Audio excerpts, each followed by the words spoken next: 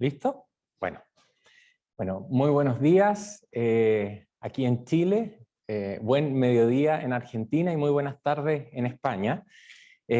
Muy agradecido de todas las personas que están acá en este formidable salón del Instituto Libertad y Desarrollo, que nos albergó en esta oportunidad, y sobre todo a la gente que está conectada desde lejos, con quienes obviamente son grandes compañeros de toda esta travesía que con Jimena llevamos unos buenos años ya en esto.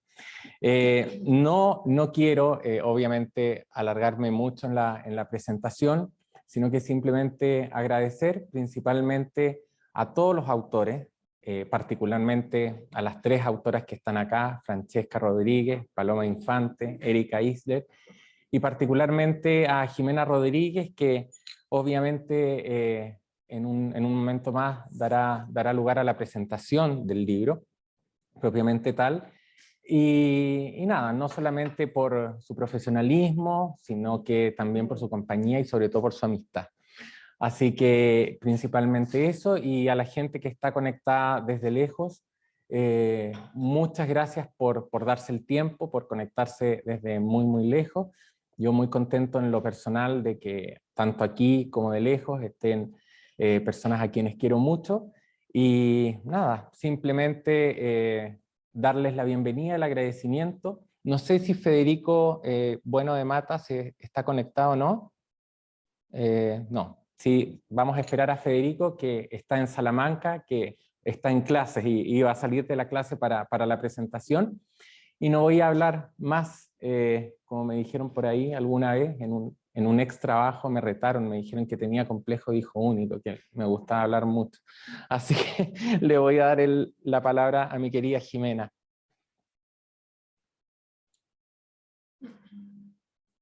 Buenos días.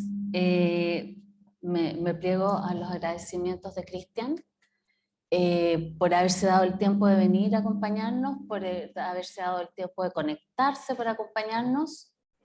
Con Cristian, como muchos de ustedes sabrán, empezamos esta, no voy a decir cruzada, pero sí una aventura bastante riesgosa el año 2013, con un seminario de Derecho de la Moda en que tuvimos la oportunidad de partir en la Universidad Andrés Bello, que en ese tiempo estábamos ahí, y después continuamos con la Universidad Mayor.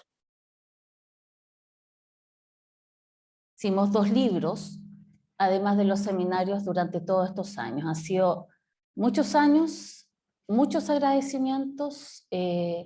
Los que nos dedicamos a la academia sabemos que hacer un libro, participar en seminarios, es la expresión de la generosidad de quienes los hacen. Nosotros no tenemos suficientes palabras para darle las gracias a todos los que nos han acompañado desde el 2013 hasta hoy día.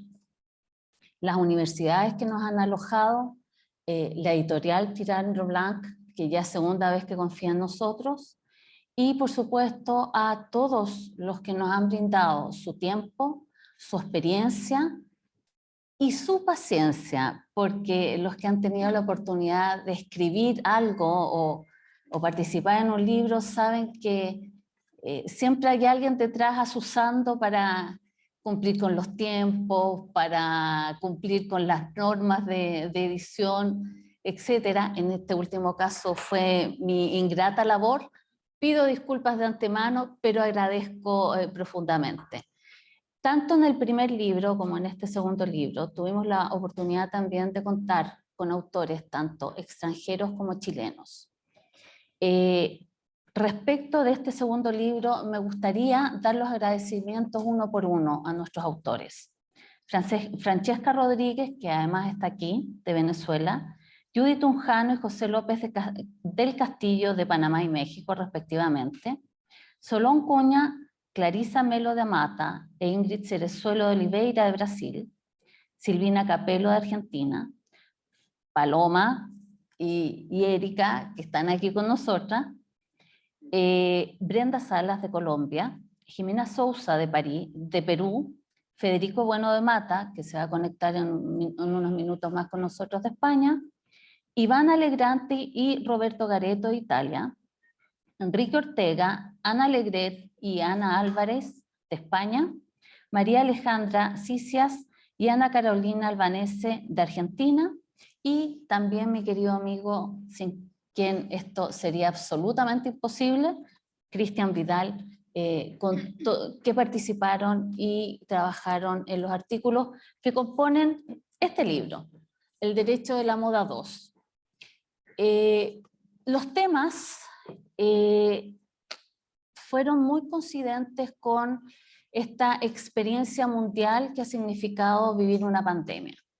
Algo que muchos de nosotros bueno, todos nosotros en realidad, habíamos leído solo en libros de historia, y nos tocó vivir la experiencia de una pandemia, de cuarentenas, de enfermedades varias. Eso se ha traducido no solamente en el ámbito sanitario, sino que también, para nuestros efectos, en el ámbito del derecho a la moda. Cambios en la producción, forma de enfrentar el consumo. Por ejemplo, pasamos a la moda lenta, en que apreciamos más la calidad de los productos que tenemos, más que la cantidad.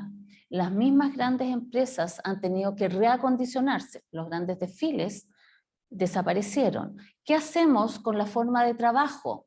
El teletrabajo se impuso. Y hoy en día nos encontramos con muchas empresas que el 70% de sus empleados están trabajando online.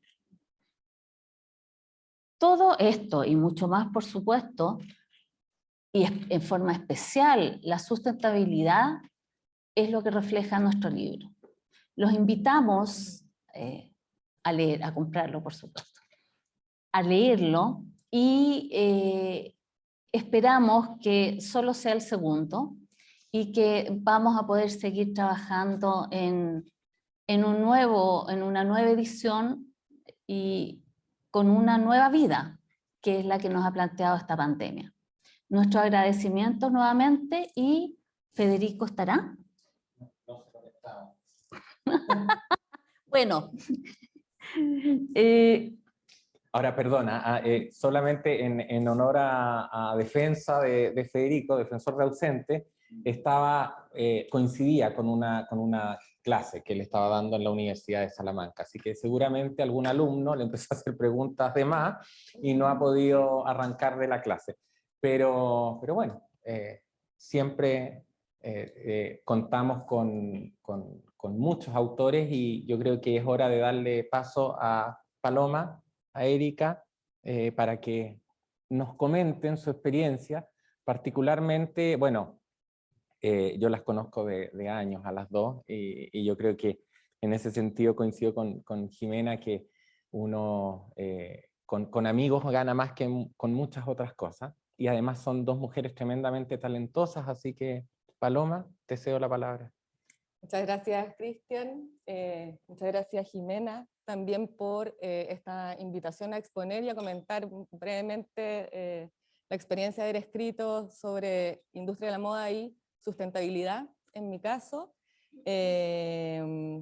Gracias por convocar también en un tema que es al menos innovador desde el punto de vista del derecho,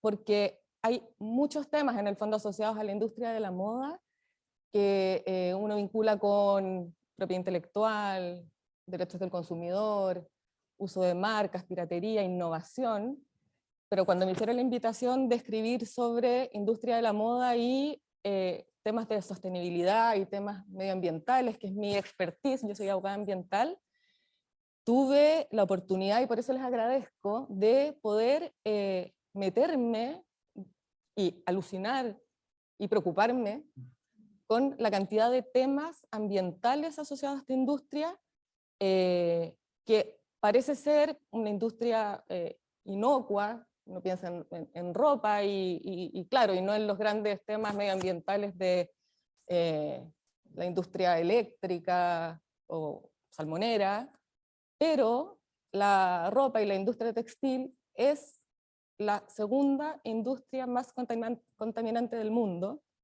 en cifras de la ONU. Hay datos que a mí me que tuve que releer muchas veces para confirmar que no me estaba equivocando en los números que estaba viendo. Así es que fue una gran oportunidad para poder involucrarme en este tema y empezar a revisar qué estaba pasando en Chile con esto, porque Chile tiene números particularmente impresionantes en consumo de ropa. Lo que busqué con el artículo fue, en primer lugar, revisar el contexto de esta industria en términos internacionales y notar, obviamente, que es una industria muy masiva, pero muy compleja, y eso hace que sea difícil buscar regulaciones, ¿no es cierto?, que puedan de alguna manera darle ciertos límites, al menos a la generación de impactos negativos en términos ambientales a la industria. Es una industria masiva, mundial, internacionalizada, además ahora, más aún por el e-commerce y la pandemia que generó estos consumos online, y que cuenta con una cadena productiva de generación de la prenda que es sumamente amplia y heterogénea, con muchos actores involucrados. Entonces, para revisar los impactos negativos de esta industria, hay que irse primero a la generación de la materia prima con la que uno elabora el producto, y les digo, en cada parte de la cadena productiva hay millones de temas ambientales. En la generación de la materia prima está el uso masivo de agua, por ejemplo, para generar algodón, que son además materias primas que uno entiende que son materias orgánicas y hay un sello sustentable con respecto a eso, pero todo tiene dos lados, ¿no es cierto? Y por otro lado están los elementos químicos o no orgánicos, ¿no es cierto? Y allí hay todo un mundo. Luego de que se genera esa materia se transporta, ¿no es cierto?, a las industrias, a las fábricas. Esos transportes también generan toda la cantidad de impactos que se pueden imaginar.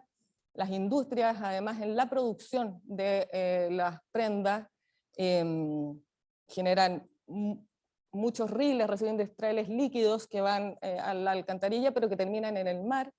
500.000 de toneladas de microfibras se vierten todos los años en el mar, y eso equivale a 5 millones de barriles de petróleo, a un derrame de 5 millones de barriles de petróleo.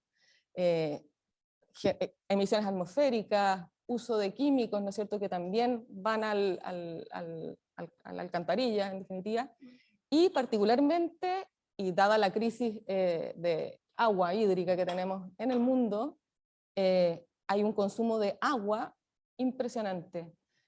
También en datos de la ONU se consumen, esta cifra la tuve que leer muchas veces, 93.000 millones de metros cúbicos de agua al año en la industria textil.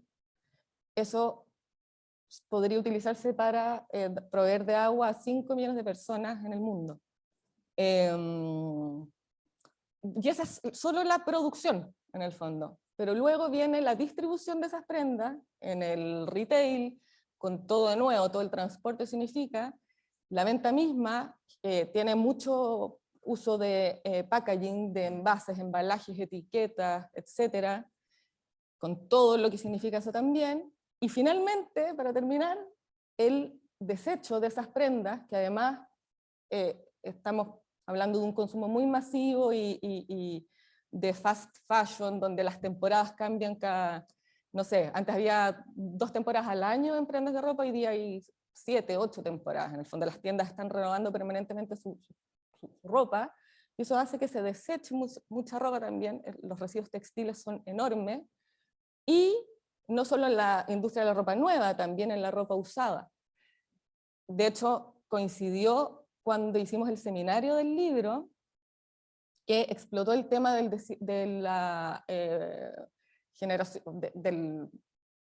desecho de residuos en el desierto de Atacama, cerca de Alto Hospicio.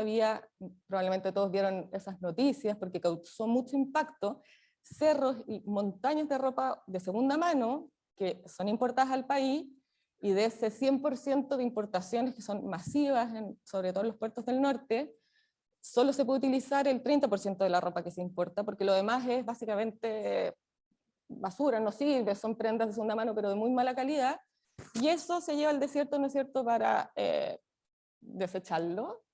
Ya no es el desierto florido, es el desierto vestido, le dicen, y no se sabe qué hacer con eso. Entonces, como les digo, en toda la cadena productiva hay muchos impactos, es la segunda industria más contaminante del mundo, genera el 10% de las emisiones de CO2, que es lo que, en el fondo, el gas que precursor del cambio climático.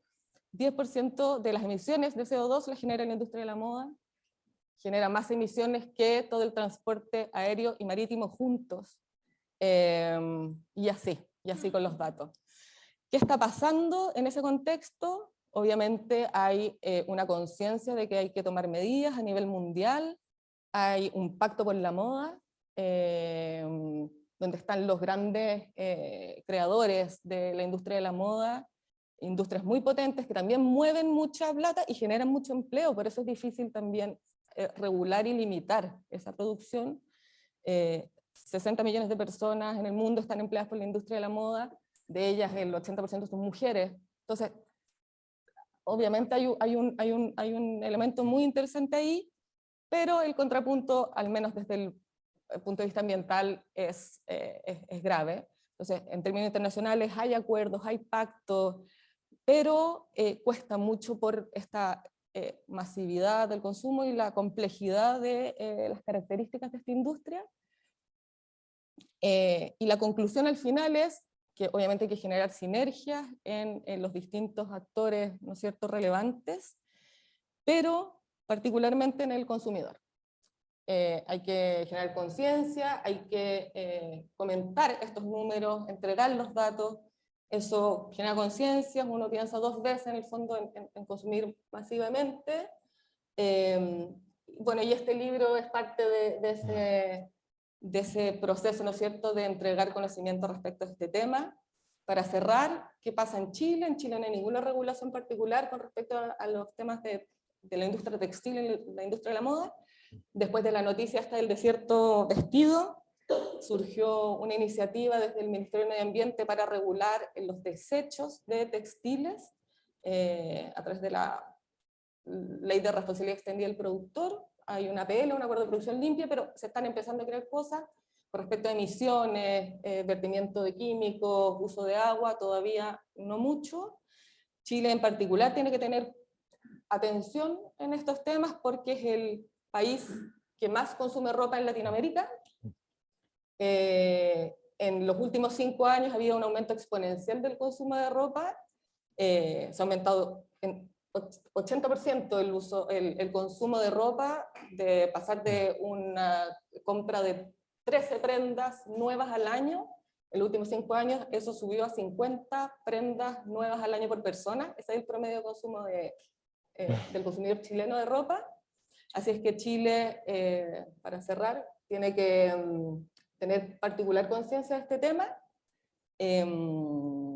y el consumidor tiene que tener conocimiento también, así es que nuevamente les agradezco haber podido escribir de eso, haberme yo enterado de estos impactos, y qué mejor cosa, ¿no es cierto?, que un libro para difundir y generar conciencia y poder avanzar en estos temas. Así es que gracias de nuevo, aprendí mucho escribiendo esto y vamos por el tercer volumen. Gracias a ti, Paloma.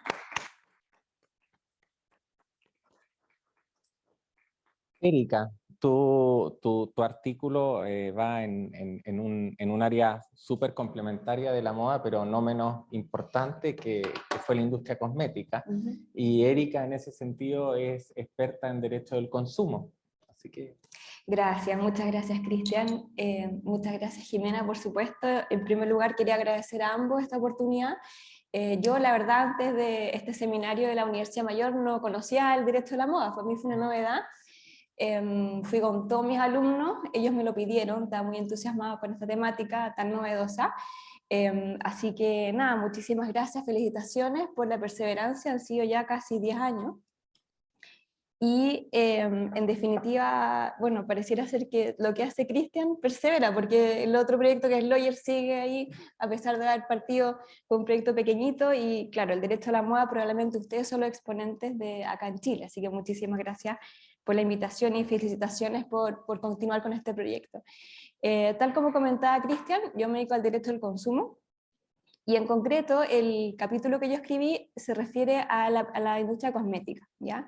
Por razones de tiempo, únicamente me gustaría esbozar 2 ideas el día de hoy, y el resto, bueno, pueden leerlo en el capítulo que está acá.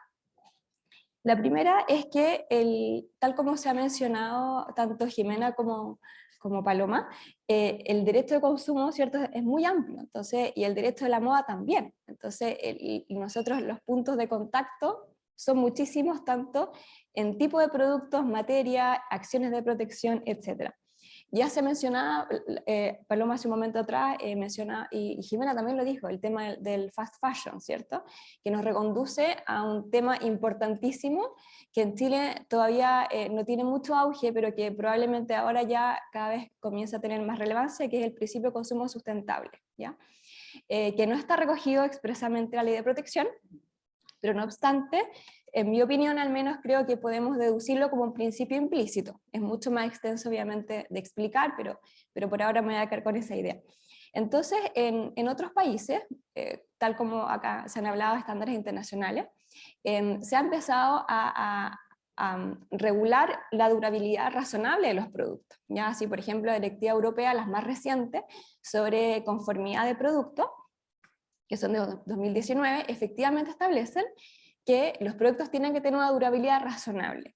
Evidentemente la pregunta es, ¿qué es la durabilidad razonable? ¿Cierto? En el caso chileno no tenemos esa prescripción, o sea, tenemos las dos preguntas. Primero, si tenemos una durabilidad razonable, y segundo, ¿cuál es? ¿Ya? Ahora sabemos que al menos son 6 meses que la extensión de la garantía legal. Pero más allá de eso, el profesor Roberto Pinochet ha planteado que sí, hay un derecho a una durabilidad razonable. Claro, lo que pasa es que la postura de él es que lo reconduce a los plazos de depreciación tributaria, ¿ya? Y ahí la fast fashion como que no cabe mucho, entonces tenemos que volver a hacernos la pregunta. Yo personalmente creo que sí existe, ¿ya? Pero no tenemos una norma, ¿verdad?, que establezca este plazo de durabilidad razonable. Y en ese contexto, evidentemente, el fast fashion choca un poco con esta durabilidad, no solamente por la expectativa del consumidor, sino que por la función pública que cumple. O sea, no hay más tiempo, como Paloma decía, bueno, creo que Chile es el país que más consume, qué sé yo. Yo les agrego otro dato, Chile es el país que más desechos tecnológicos tiene en Latinoamérica. Entonces, no estamos en condiciones de empezar a cuestionarnos si avanzamos en ese sentido o no.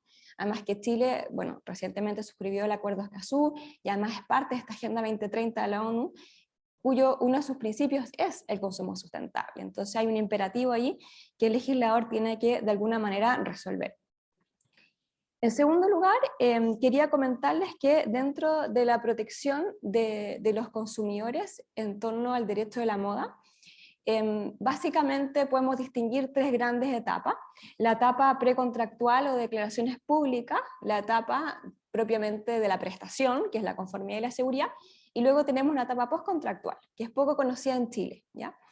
La primera, que se refiere a las declaraciones públicas, en este caso lo que buscamos nosotros es resguardar usualmente la expectativa al consumidor, ¿ya?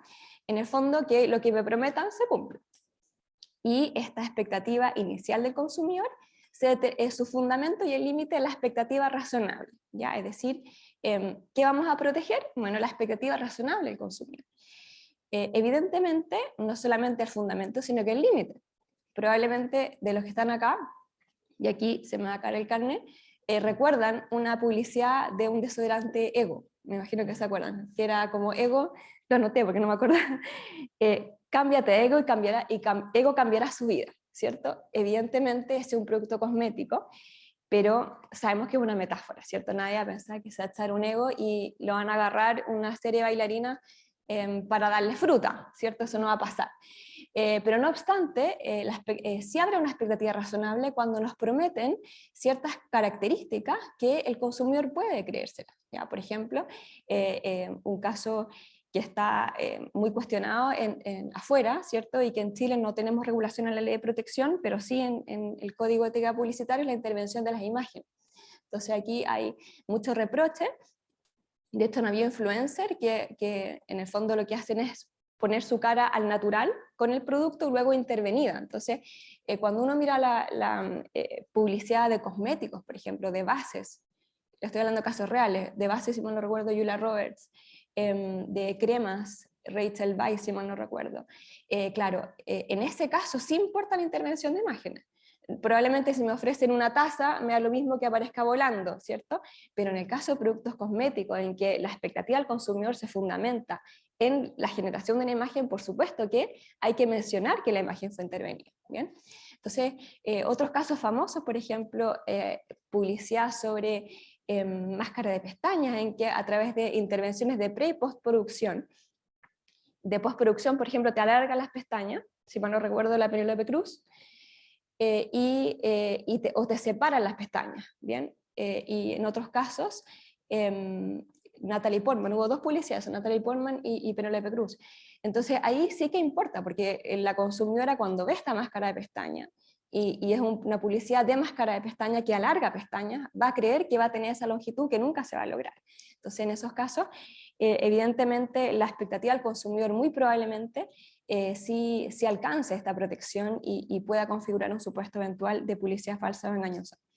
En segundo lugar, nos enfrentamos a la etapa de disfrute de estos productos, y aquí se produce algo muy curioso porque en los otros productos, como un libro, una botella, etc., se suele distinguir con más claridad la seguridad y la conformidad, ¿bien? La conformidad, que el producto cumpla mis expectativas, por ejemplo, que una tele prenda, transmita la imagen, etc. Y la seguridad, que no me afecte mi integridad, ¿ya? Que la tele no tenga un cortocircuito y me incendie la casa. En el caso de producto cosmético, se suele confundir estas materias, porque el producto cosmético es un producto que por su naturaleza se aplica a la corporealidad humana. Entonces, se suele confundir la seguridad con la conformidad. Si el producto no sirve, bueno, me va a dañar, ¿ya? Tenemos que pensar que el producto cosmético es bastante amplio, o sea, no es el maquillaje, no es solo el champú, sino que también son productos de higiene. O sea, piensen ustedes, por ejemplo, un jabón que no lave o un alcohol gel que no sirva puede implicar que yo me termine contagiando de un virus, ¿bien? Pero también la conformidad va unida con la seguridad, porque no solamente la integridad se refiere a la integridad física, que me deje un hoyo en la cara, una mancha, sino que además la integridad resguardada por la ley de protección es la integridad psicológica. Entonces, en este contexto, no lograr un determinado resultado afectará mi integridad psicológica. Y si vamos más allá, estoy resfriada, pero no es COVID, ni PCR por si acaso, para tranquilidad de todos. Pues no. Y voy saliendo, así que no estoy contagiando a nadie. Estuve 10 días en cama, así que voy saliendo. Entonces, resguarda la integridad psicológica, ¿bien? Entonces, esto implica que una cosa es que el producto no cumpla con mis expectativas, pero hay otras formas de lesión de la integridad. Piensen ustedes las formas de publicidad sexualizadas, que usualmente sexualizan a la mujer. Casi nunca sexualiza al hombre, pero sí mucho a la mujer. La sexualización infantil a través de la publicidad, la formación de estereotipos a través de la publicidad irreales. Por eso la intervención de imagen no es solamente una cosa expectativa, es que yo creo que voy a cumplir voy a tener un cuerpo o una cara que no voy a tener, me frustro, me genera una depresión. Y en un contexto en el cual la publicidad más cumple una función pública, no es solamente una función privada. O sea, la publicidad que está en el metro no afecta solo al consumidor que la vio, sino que afecta a toda la sociedad. Pensemos nosotros, por ejemplo, una publicidad de productos cosméticos o de moda que sexualiza a la mujer. Bueno, afecta, por supuesto, no solamente a la protagonista, sino que afecta a todas las mujeres. Y más grave aún, cuando la sexualización es de las menores. ¿Ya? Aquí han habido varios casos de demanda en Europa, en Chile no, por sexualización femenina infantil a través de la industria de la moda. ¿bien? Porque eso produce el efecto de que primero, desde luego, afecta a la protagonista, que usualmente es mujer. Pero además, lo que produce es que otros niños ven esa imagen y normaliza la sexualización y les roban su etapa de infancia. Bien, pasan directo de la infancia a la adultez. ¿Ya? Entonces, la función social de la publicidad implica que no solamente hay un interés particular involucrado, sino que sobre todo un interés general. Bien, y para finalizar tenemos esta etapa de protección postcontractual que en Chile es muy poco conocida. De hecho, no están todos de acuerdo aquí los autores de que exista una etapa de responsabilidad postcontractual. Nosotros probablemente la conocemos del derecho común, por ejemplo, si es que tú trabajas en una empresa, te vas de esa empresa, no puedes ir a la competencia, un deber postcontractual. En el caso del derecho a consumo, los más famosos son los deberes de conformidad de postventa, pero se unen a eso unos muy importantes en la materia de cosméticos, que es la vigilancia, que aquí son deberes de seguridad, ¿ya? Y como son deberes de seguridad, en este caso son deberes que no van a prescribir mientras el producto esté en el mercado, ¿ya? Eso significa que en el ámbito del derecho de los cosméticos, sí tenemos norma expresa que regula la farmacovigilancia, cosa que respecto a otros productos las tenemos que derivar del principio de inocuidad, pero acá claramente nuestro ordenamiento jurídico establece este deber de continuar revisando la seguridad y cómo se comporta el producto durante el tiempo. Así que eso, quería culminar con eso, por razones de tiempo, muchísimas gracias a todos, ¿verdad? Jimena, Cristian y Paloma también. Yo estoy estudiando ahora consumo sustentable, así que vamos a conversar mucho ahora en adelante. Así que muchas gracias por este encuentro.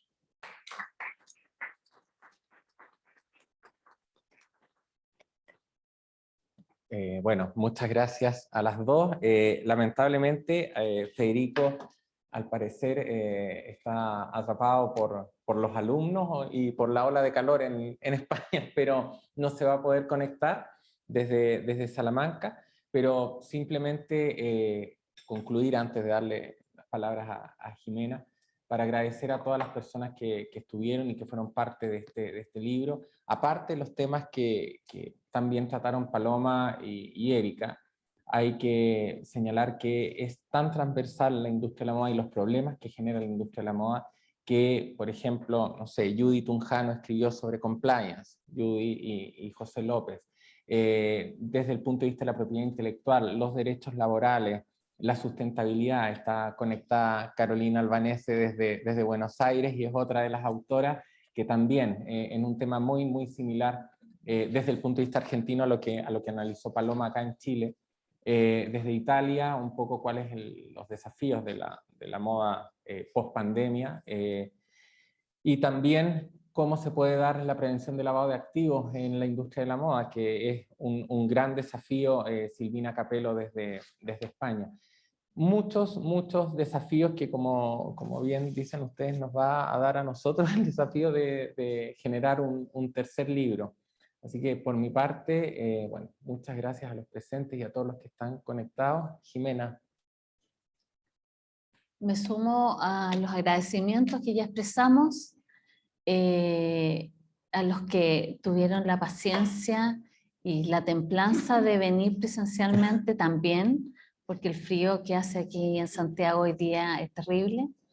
Queremos invitarlos para que nos sigan acompañando.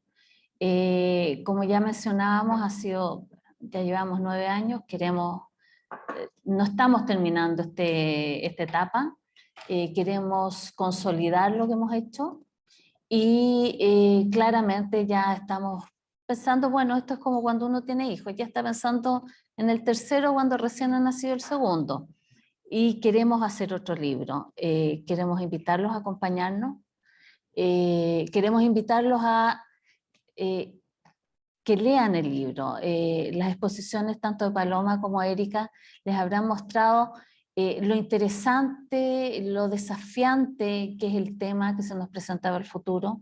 Está Francesca aquí también.